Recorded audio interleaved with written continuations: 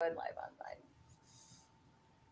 And we are live. Happy Thursday, job snatchers and career BFFs. I told you guys I had heavy hitters this week, and I get to talk with Anna Morgan, your career BFF. I'll let her do her intro.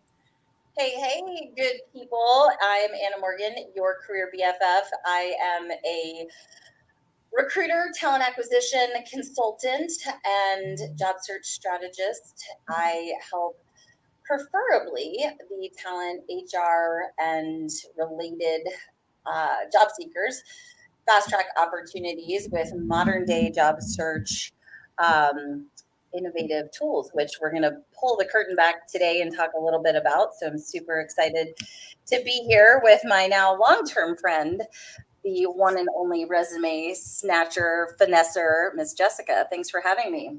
Absolutely. I've been so excited for this because I've been watching you for a long time, of course, right? And we chit chat. Likewise. And the one thing we both have in common is we do not have your run of the mill ordinary strategies for our clients. Right. That's what I absolutely adore.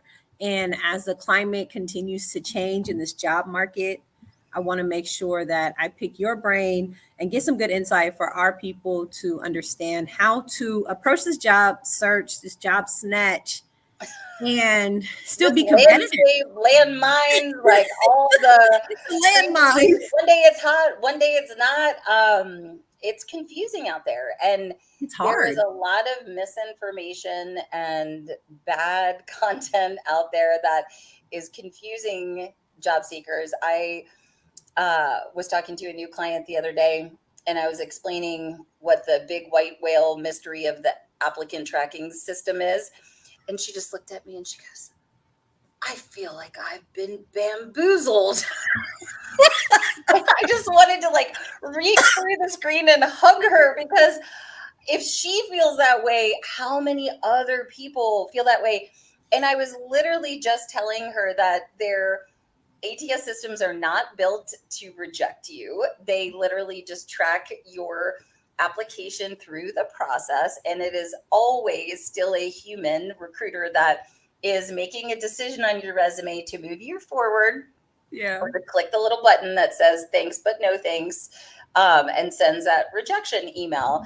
And companies don't spend the money to really build out the backside of that. So definitely focus on applying, but also starting conversations with people that can help fast track you through the process. So no That's bamboozling for job seekers. We want to minimize that. that's I'm about to say that's beautiful because it's intimidating.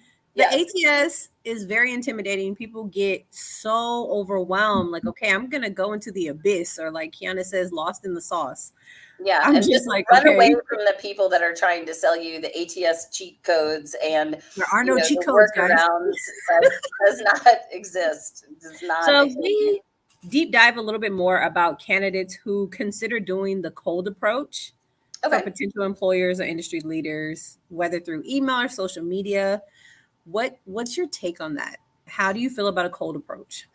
Cold approach. I mean, listen, I always think a cold approach is really not a cold approach if you do the right amount of research and you try to find a balance of energy. So, whether I'm reaching out to start a conversation or to find out more, I want to always take actions to give to that person in some way or to show that I've put some, you know, interest of them in that currency deposit bank. So that could be in the cold approach and outreach, personalizing the message, making a connection to an alumni group or a mutual cause that we care about. For me, rescuing dogs or just being a crazy dog lady or being a former athlete, loving a certain sports team. I mean, it could be anything Yep. because relatability sells. And if you can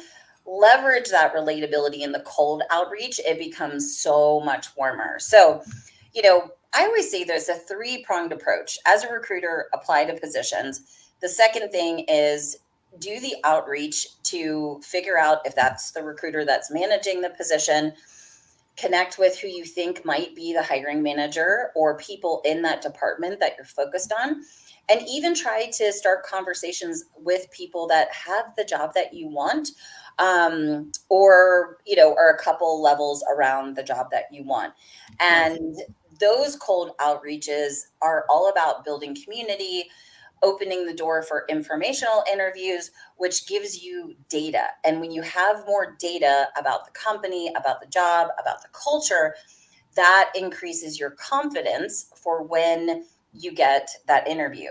The other thing it does is those people are going to be mentioning your name in those conversations, in those rooms.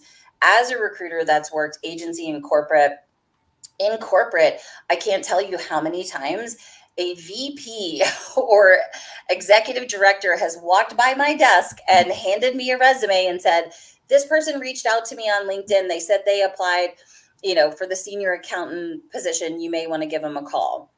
That happens. So don't be afraid to put, and you'll appreciate this as a coach, the full court press on particular opportunities if it feels really aligned with what you've done and how you're connected to that company, that brand, and the work that they're doing. So applying, leveraging LinkedIn to start conversations, and then follow up is king. This is an area that I think from a cold outreach standpoint, job seekers give up too quickly.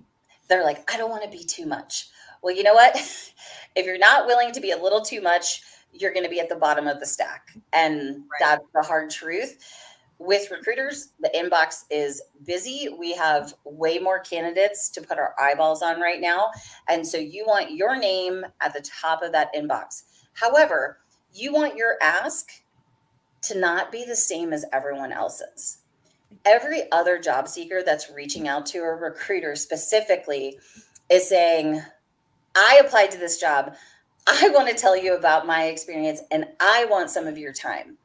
You see, there's 3 eyes in there. It's all about them, which we know they need a job. Yes, yes, yes. Absolutely.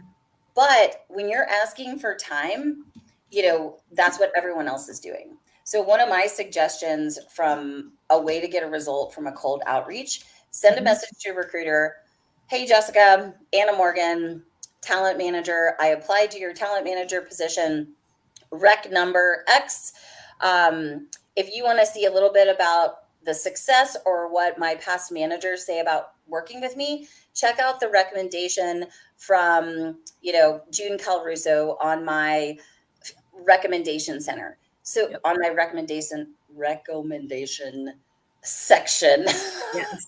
words are hard for me right now. Okay. We know what you mean. Why is that powerful? This is what I'm talking about in regards to like innovative strategies, because the goal is you want the recruiter to look at your profile. And what happens when the recruiter looks at your profile? It increases the chances that they're going to reach out to you and start a conversation. If your ask is not, can we have a quick chat? Can we have a quick chat? Can we have a quick chat? Do you know how many DMs I get of, can we have a quick chat? And my answer is like, no. I don't have time. You got to position it for them to say, for it to be so hard for a recruiter to be like, nah, I don't really want to talk. Because of course. Right. And so the whole point is, if the outreach message is personalized, creative, it gives me a little bit of data on who they are, why they're reaching out, but their ask is simple. Like I gave the demonstration of like, hey, if you want to know what it's like to work with me, check out the recommendation from my past manager, and then gets their eyeballs on the profile. And then they're like, holy cow, this is the purple squirrel, amazing unicorn that I've always been looking for. And the energy shifts. You go from knocking on the door saying, look at me, to then them chasing you. The energy completely switches. So there's a lot of moving parts in that, but cold outreach can easily be warmed up with a little research, personalization, and then be cognizant of, have you earned the right to make that ask? And then what other innovative ways could you drive eyeballs to your profile in simple ways that then you have another reason to follow up? Your next follow-up could be referencing the position, when you applied. I hope you found my recommendation valuable. If they didn't, go check it out. That'll drive them to that as well. Yep. By the way, I have a, new part of my portfolio featured in my featured section, something like that. There we go. Oh, I love that. And I really love that you mentioned the recommendations. I always try to recommendations up. People read them. They are a valuable asset Social to your proof. profile. Mm-hmm. So if And you have to job reach seekers out, think about like, you know, I don't want to be like bragging, right? But social proof is a modern day job search strategy. And I yes, even like to guide my clients to take one or two sentences or snippets from that recommendation and put it towards the end of their about section, yeah. like this is what my managers say about working with me and dot, dot, dot quotes, so that they get a little tease of what it's like to experience you. Oh, that's a really good one. I'm gonna Thank you. steal both of those actually. Anytime, anytime. So to you, from your recruiter perspective and your recruiter lens, what are some top don'ts as far as approaches go that a candidate should stay far, far, far away from? Well, I mean, the time one, using the canned message that LinkedIn offers you if you have premium when you apply to a Mhm. position, I would definitely customize that and simplify it, because with social media, we generalize and distort content. So, again, our eyes are consuming a lot. Keep it really simple and very clear. Other don'ts, let's see. I mean, just being a spammy job seeker. And, it's like job seekers will see on a recruiter's profile that they're hiring, and they just send the resume with no content of who they are, why they're reaching out, or it's very evident that they did not take the time to look on the profile to see what actual positions I was recruiting for. And that to me just kind of shows attention to detail a Yeah, little no, bit. for real. Like I don't like the term attention to detail, but it's like the thoroughness in regards to um, the strategy behind it. So Right. be conscientious of that. I had a bit like an affiliate person reach out to me not long ago that wanted me to, rep a program that like mass applied for job seekers. And I was like, no, as a recruiter, like I don't endorse that, because we have plenty of that already. So yes, Right. Brenna, social proof is powerful. And going back to that social proof piece, when I think I'm going to do a whole workshop on this, on how to make an open to work post. But Ooh. instead of using that little green section on LinkedIn that says, I'm looking for a senior recruiter, talent manager, Mhm. VP of talent role, why don't you take a snippet of your most recent recommendation from your boss and then create a really compelling text post to go with that when you announce that you're open to work? Oh, that's a good one. Talk about creative. I like that. That's, Yeah, and if always. you do the course, I'd take it. There you go. As far as other don'ts, I mean, I want to like focus on, I mean, there's so many different things, and you want to be careful about spamming. You want to try to, personalize, just not mass apply. Um, Definitely preparing for interviews. I've had Yeah. multiple times where people are like, had evidently done no research and thought the company I was representing was like owned by another company that was actually their direct competitor. And, Oh, shoot. or they'll get on the phone and they'll be like, what position is this for? Oh, that's embarrassing because then you put yourself, you've kicked yourself out of the running because Well, you have and then it's like that the psychology responsibility. behind it. Like, recruiters have to feel confident that if I decide to put you, Jessica, in front of my hiring manager, that you're not going to make me look bad. Every time a recruiter Yes. chooses to put you in front of a client or a hiring manager, their reputation, their expertise, their qualifiers of what makes them a good recruiter are Yeah. online. And so while a lot of job seekers don't take those first screens with recruiters very seriously, I really encourage them to change that narrative, because those conversations, the rapport building, the trust building, the credibility, the information gathering, that is all what helps us determine mutual fit and next steps in the process. Okay. So we talk about making sure that we customize our approach, customize our messaging. How would you advise a candidate who is looking to use their personal branding into their job search? Absolutely great. So, I mean, personal branding in the job search, I think, so I'll share just a little bit of my own experience with this. Okay. If you build community in a branding aspect, say just specifically on LinkedIn, you are always going to have career insurance, and you will always have a softer landing pad should a contract end early, should you experience a layoff, should you start experiencing, uh, the vibes that your organization is having some challenges. And you will typically have inbound leads of people that say, hey, and I know you're doing your own thing, but I have this opportunity.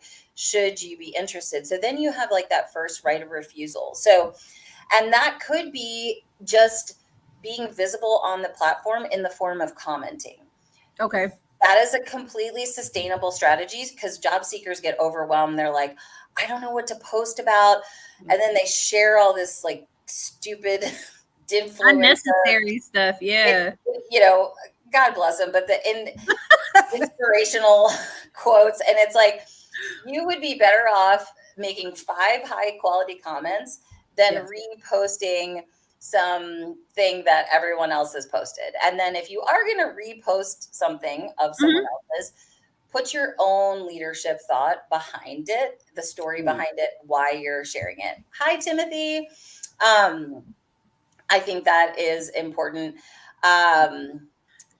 And I just forgot the rest of your question. No, that's okay. You actually answered the full thing, because it's really important for us to empower job snatchers and the career BFFs to feel comfortable and confident to put their voice behind their LinkedIn profile. Okay, yes. So the balance of the person and the professional, totally believe in that, because relatability sells, right?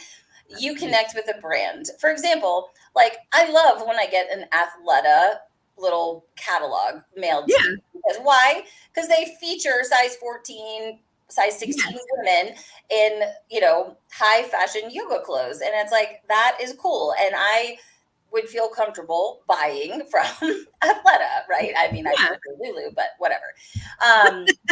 But the other thing, when you have a community of people that know, like, and trust you, you always have opportunities. When I was laid off in 2020, I had inbound job offers, like didn't have to interview, people who said, I saw your announcement that you got laid off. I have a full cycle recruiter position. It's yours if you want it. Bam. You cannot put a price on that kind of ROI. No, that's your branding. Everybody knows you for what you do, the impact you make, and the voice you have. And so then, like, that evolved. It got me hired back. It elevated my status within new organizations, because they immediately, people would walk by my cube and be like, I love what you're doing on LinkedIn. And so it opened training opportunities for me within organizations. It also saved my job. And here's why. I had gotten hired at an RPO in March. The market started turning in July, and they started laying off. By all reasonable factors, I should have been laid off in June, July. Because of my brand and my side hustle, the CEO knocked on my door and said, you've done a great job for us, but we're having to pull you off this client. We're going to have to lay off more people. I know that you do resume and LinkedIn coaching. Would you be willing to, stay on at your current salary and do outplacement coaching for the people that we're going to have to let go? That's a hard situation to manage, but I was able to keep my role for several months after that. And then I was in control of making the decision of the future of my career. And that is the value of building your thought leadership and your personal brand here, Instagram, Facebook, and how Career BFF came about is just I was like vlogging my life in recruiting at the crazy, silly things that I would see, the goofy email addresses, the crazy stuff of a woman showing up to an interview without her dentures in and another candidate showing up in a prom dress for an interview. And it was like, and so people just began to one, enjoy the wild and crazy stories of recruiting. And then it evolved into, hey, my sister-in-law is going to be looking for a job. Could you help her with her resume? Or, hey, this. And then when I finally surrendered to the universe's call to entrepreneurship, it has slowly built since then, but all because of the personal brand. So Yes, it's because your powerful. personal brand, I can't speak either. Your personal brand speaks volumes. Your personal brand, because if I say the career BFF, they're like, oh, the lady with the cool hair. Yes, Although absolutely. I'm seeing all these new, like, good thing that Career BFF is in the process of being trademarked, people, because there's a few new Career BFFs on Instagram, and there's definitely a couple on TikTok. I need to nail down Your my trademark to be my nailed. trademark. Yeah. And it's quick for people to grab something catchy, but we all know who the original career BFF is. I I hope so. think I hope it's me, branding, but you never know.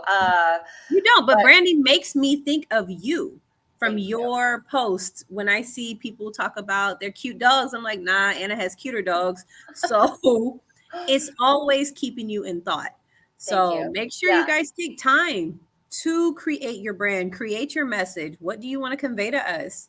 Let us know who you are, what you do. I will always go out with the lady with the crazy hair. Like, I've got big locks, Yeah. luscious And locks. it's the little things. And if you think about in all the years that I've worked in recruiting, and we would be sitting around talking about our hot jobs and like, the candidates that would fit in Mhm. these hot jobs, 98% of the time, we weren't saying, Timothy, he's got, 10 plus years of healthcare, IT, help desk, and he's recently got a certification. We would talk about him as, someone that was an avid volunteer at this organization, or, Yeah. was loved to photograph nature, any of those like little things that we had picked up through the phone screen. And those are the like relatable things that makes it easy for the brain to remember you. And that's why when you're building your brand or you're interviewing, like, don't be afraid to sprinkle in a little bit of the personal with the professional, because it really helps your story land in the person that makes decisions in service of your future career opportunities. Oh, Anna, you have dropped some major gems Thank with you. no punches held. I think that's the right way to say it. If people wanted to work with you, what is the best way for us to reach out to you?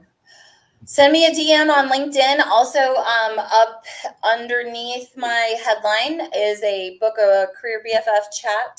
So I am still offering those. I'm not sure how much longer I will be offering those, but you can book a call with me, get to know each other. I'm exactly like I am online, as you're seeing right here.